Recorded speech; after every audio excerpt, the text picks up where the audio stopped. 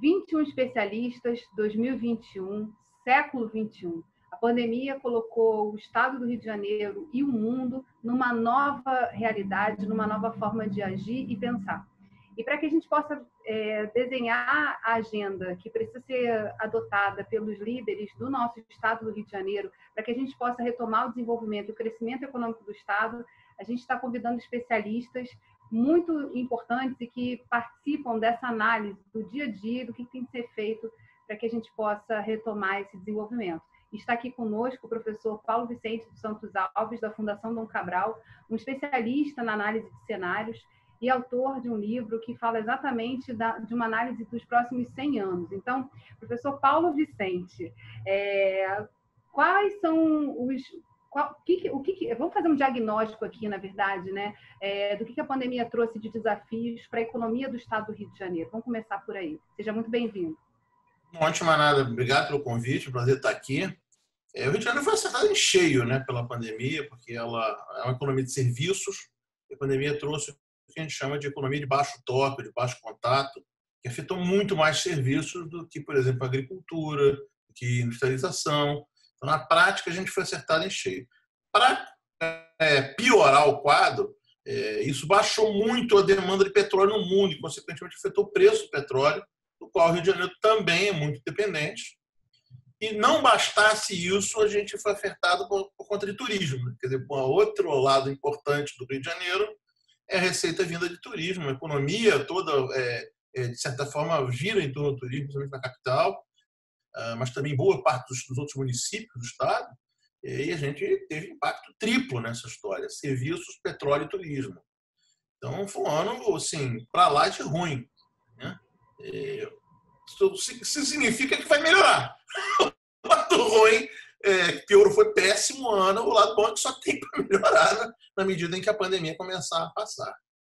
Alguns aprendizados gerados nesse momento de pandemia começaram a virar, a fazer os olhares se voltarem para essa questão da regionalização, né? Com o fechamento das fronteiras, com novas formas que foram sendo criadas por produtores, por exemplo, a escoar seus produtos, pelo próprio serviço de turismo, né, que agora começa a se reabrir e começa a mirar um público mais local, mais próximo, mais regional. Que ações que estão acontecendo, que confirmam um pouco das análises que o senhor já fez no seu livro e que podem também ajudar a gente a olhar para oportunidades que se desenharam a partir desse momento crítico que o Estado está atravessando e o mundo? Basicamente, que o meu modelo prediz que esse vai ser um período de mais protecionismo, mais xenofobia e mais nacionalismo, em que você vai retroagir na questão do globalismo, na questão da cadeia global de trocas. Basicamente, a gente procurou performance nos últimos 30 anos. O mantra organizacional foi performance. Essa performance buscou custos mais baixos, principalmente de produção na Ásia, cadeias globais, enxutas, para tentar achar performance. O que a gente não percebeu, ou poucas pessoas perceberam, é que ao comprar performance, está comprando risco. É alto risco, alto retorno. Qualquer coisa que dê errado nessa cadeia faz com que haja disrupções de estoque, disrupções na cadeia de produção, de demanda. E foi o que aconteceu. A Covid foi particularmente forte, mas já tinha tido outros choques menores anteriormente. Qualquer choque numa cadeia muito enxuta, ela pode ter efeito muito grave. Acho que a gente vai mudar de performance para resiliência. O mantra organizacional vai sair para resiliência. Eu preciso de organizações resilientes. Organizações privadas e públicas, ou seja, eu preciso agora ter um governo resiliente, um governo que aguente o tranco. Há evidências de que esses próximos anos serão muito turbulentos e que só vai melhorar lá para metade da década. Então, para criar uma metáfora, para a gente poder visualizar isso, eu brinco que a gente procurou durante 30 anos os unicórnios, né, a metáfora de uma empresa que vale mais de $1 bilhão antes de ser aberta para o mercado, né? A gente chegou na beira do deserto e descobriu que precisava de um camelo. Então agora a gente está caçando o camelo, né? De unicórnio na mão, caçando o camelo, porque o unicórnio não vai passar esse deserto aí. Então, é a metáfora de uma figura de linguagem, né? Mas assim, eu acho que é bom para a gente entender o que a gente precisa fazer agora. Precisa fazer organizações que aguentem a turbulência que vai chegar nos próximos anos. E aí você também exige perfis, né, de gestão, de liderança, que sejam perfis que olhem, que tenham uma capacidade de olhar o futuro, de projetar o futuro para que os outros possam seguir, porque a resiliência está também nesse papel de não apresentar ganhos rápidos, mas desafios longevos e que são muito importantes, né? E que precisam do engajamento, do suor, enfim, de pessoas engajadas para avançar nessa agenda. Isso passa pela resiliência do indivíduo, né? Os americanos já vinham falando muito do grit, né? Que era mais importante do que QI. Grit seria a tradução de garra em português, né? A pessoa que tem garra, a pessoa que é resiliente, que aguenta a frustração, a dificuldade, né? Que vai para aquela hora extra de trabalho todo dia, seja a garra, né? Isso é resiliência no final das contas. A organização resiliente, ou seja, tem um caixa razoavelmente confortável, não opera tanto no limite, tem folgas, ela faz uma boa gestão de risco, faz boa sustentabilidade do lucro, né? E também o governo resiliente e a sociedade resiliente, que aguentam a pancada, que aguentam as frustrações, que aguentam segurar as dificuldades. E para isso você precisa mapear os vários riscos. Existem dezenas de riscos, assim como a pandemia. Guerras, pode acontecer do nada, você pode ter explosão de vulcões, também não tem nenhum aviso prévio, né? Você pode ter problemas de todo tipo, né? A gente mapeia isso, né? Alguns são riscos mais mapeáveis, outros são chamados cisnes negros. A pandemia, como a gente está vendo hoje, alguns chamam de cisne negro, um evento de alto impacto, probabilidade ou muito baixa ou desconhecida. Outros dizem que não. A gente teve 5 grandes pandemias nos últimos 40 anos. HIV, Ebola, SARS, MERS, H1N1. Vai ter uma próxima. E vai ter outra. Na média, no Brasil, tem 2 por década. Então, na prática, a gente tem que pensar que na década que estamos entrando, vão ter provavelmente 2 crises. Só que você não sabe de onde vem e quando vem. Então, qual é a única solução? Ser resiliente. Na verdade, fomos todos pegos de surpresa e nessa questão específica do governo, né, e da necessidade de resiliência, a gente tem um quadro fiscal muito complexo no Estado, uma crise de liderança, e a gente precisa olhar para esse futuro e desenhar estratégias em que os setores precisam ser priorizados. Essa discussão vem ocorrendo no fórum, a gente também recentemente fez uma grande mobilização na Alerj de várias lideranças para poder empurrar um pouco mais a decisão do STF a respeito da DIN, que redividir os royalties seria mais um golpe aí, acho que para, enfim, fechar o Estado e a gente não ter mais formas de sobrevivência. Então, assim, dentro desse quadro, né, muito desafiador, na sua opinião, quais são os setores que precisam estar no radar e que precisam ser trabalhados de forma articulada para que a gente possa também reconhecer os desafios, a partir dos desafios trazidos pela pandemia, o que o Rio de Janeiro tem para poder virar essa página e seguir em frente? Tem desafios de curto, de médio e de longo prazo, né? Curto prazo, para o ano que vem, a situação é muito crítica, porque você depende ainda muito do petróleo, dos royalties, que estão ameaçados, né? Você comentou agora. A gente depende muito de turismo e de serviços em geral, que ainda estão com problema, então a gente tem que tentar achar saídas para vacinação o mais rápido possível, o que não é tão simples, porque assim, você não tem no momento nenhuma vacina aprovada. Tem a expectativa de começar a vacinar na virada desse ano, aí, no cenário mais otimista, começa a vacinação nos Estados Unidos e na Europa daqui a 30, 40 dias. Até chegar no Rio de Janeiro, até vacinar todo mundo, bota 6 meses nessa história aí no mínimo. Não é tão rápido, não é tão simples. Mas com otimismo, no primeiro semestre teria resolvido essa questão da vacinação. E aí começa a reabrir toda a economia, mais ou menos naturalmente. Você vai ter que estimular a viagem para o Rio de Janeiro, vai ter que estimular o turismo com promoção, com ações de promoção. Tem que fazer ações legislativas para tentar segurar e adiar o máximo essa mudança do royalty, de preferência que ela não ocorra, né? O petróleo ainda será necessário para a gente por mais de 10 anos, no mínimo. Mas eu acho que isso, é petróleo e a vacina, para você poder ressuscitar aí turismo e serviços de maneira geral. No médio prazo, eu acho que a gente tem que estimular a industrialização do Estado do Rio com as novas tecnologias, ou seja, a chamada indústria 4.0.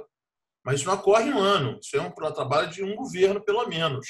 Esse governo aí está na metade, está com dificuldades, assim, tem ainda condição de fazer alguma coisa e preparar para o próximo governo, seja lá quem for, tentar dar uma certa continuidade. Por isso que eu acho que tem que ser um programa de Estado e não um projeto de governo, que é para durar mais de um governo. Para você conseguir trazer essa indústria 4.0, o Rio de Janeiro tem vantagem logística maravilhosa, a gente tem excelentes portos, não só o Porto do Rio de Janeiro, mas também ao longo da nossa costa tem pelo menos outros 2 ou 3 portos muito importantes para a gente. Então, a industrialização aqui perto, para a gente poder pegar recursos naturais vindos do Brasil como um todo, mas também da Argentina e Chile, que são regiões importantes na América do Sul, manufaturar aqui, agregar valor aqui, capturar, né, os impostos dessa agregação de valor aqui, para depois exportar e também capturar o valor da exportação. Acho que a indústria 4.0 tem que vir para cá. Só que isso não acontece da noite para o dia. De novo, não salva o ano que vem, né? Mas você tem que pensar para frente. Acho que você tem que pensar, além disso, em novas áreas completamente diferentes. A própria medicina, que a gente é muito forte em medicina, essa medicina regenerativa, medicina com dados, base de dados muito fortes, que a gente tem possibilidade de atrair fazendas de dados para cá e fazer empresas de TI também muito fortes. A gente tem uma capacidade intelectual que pode ser interessante. De novo, não acontece da noite para o dia, de novo, não acontece amanhã, mas são indústrias que vêm do futuro, né? Fazendas de dados, você fazer transformação digital, estimular, através das universidades públicas e privadas da gente aqui, até com incentivo de imposto, né? Incentivo de imposto para a indústria que não existe é maravilhoso, você não abriu mão de nada, né? Você efetivamente só atrai o que não existe ainda no local. E eu aposto muito também no caso do Rio de Janeiro, a indústria espacial. Eu acho que o Rio de Janeiro tem a potencialidade de fazer um centro de lançamento ali perto de Campo de Goytacazes, ao sul do Porto de Açu, mais competitivo com as novas tecnologias do que seria Alcântara, porque a gente está perto de uma malha logística muito mais forte que Alcântara, a distância para o Equador já não é mais tão problemática, e a gente vai ter uma indústria espacial muito forte nas próximas décadas. Só que isso não resolve 2021. Isso pode resolver o século XXI. Pode ser uma grande opção para o petróleo estando ascendente, a indústria espacial está na ascendente, e a gente complementa outros pontos de lançamento como Canaveral, como Guiana Francesa e outros locais. Então, a gente tem essa possibilidade. Então, eu vejo curto, médio e longo prazo. Curto prazo é reviver o que a gente já tem, médio prazo é a industrialização, a reindustrialização do Brasil, do Rio de Janeiro, e particularmente a questão de TI e de saúde, que acho que são 2 pontos fortes do Rio de Janeiro, e no longo prazo, indústrias completamente novas como a indústria espacial para buscar toda essa nova fronteira. E, por último, para a gente fechar essa entrevista, eu queria muito abordar a questão da institucionalização, né? Qual a importância da reunião das instituições, governo, sociedade, empresas, as organizações que estão em torno disso, para que a gente possa impulsionar e possa responder também a esses desafios e atuar nesse novo cenário. A tríade fundamental nessa história é a sociedade, governo e setor privado. Cada um faz uma coisa melhor do que o outro. Alguns só têm legitimidade para fazer algumas coisas que outros não têm. A gente, no Brasil, pensa demais no governo, que o governo vai resolver tudo. O governo não tem essa força toda. O governo é bom para muitas coisas, mas o governo é incapaz de fazer outras coisas. Ele é muito ineficiente em certos aspectos. E não tem legitimidade para fazer outras coisas, que só a sociedade civil tem e que só o setor privado também tem. Você tem que saber essa relação, essa rede, né, esse ecossistema que existe há milhares de anos. Primeiro surge a sociedade com a própria espécie humana, depois, milhares de anos depois, vai surgir o governo, milhares de anos atrás também, 9.000 anos atrás, mais ou menos. E o mais novinho é o setor privado, que tem uns 5.000 anos aí, né, e que surge lá quando a gente começa a ter comércio de mais longa distância. Essa tríade vem evoluindo, coevoluindo, evoluindo um com o outro há milhares de anos também. Cada um faz uma coisa muito bem. E cada um não faz a parte do outro. Por isso que você evoluiu para ter essa tríade. E a gente tem que trabalhar em rede, conectando. Infelizmente, no Brasil, a gente espera demais de governo, e o governo não consegue fazer essas coisas, e briga demais de governo versus setor privado, como se só um resolvesse o problema. Não é isso. É o melhor do público com o melhor do privado, é a sinergia entre o público e o privado. Não vou usar o termo parceria, porque aí dá uma conotação muito específica. É a sinergia entre o público e o privado, mas também a sinergia com a sociedade. Tem certas coisas que só a sociedade tem a legitimidade para falar e fazer. E ela vai pautar o governo e ela vai pautar o setor privado. Obrigada, professor Paulo Vicente, por ter aceitado o nosso convite de estar aqui conosco, ajudando a desenhar aí esse cenário, né? E principalmente uma agenda de ações que precisam ser vistas, revistas, revisitadas. Muito obrigada por ter aceitado aí nosso convite.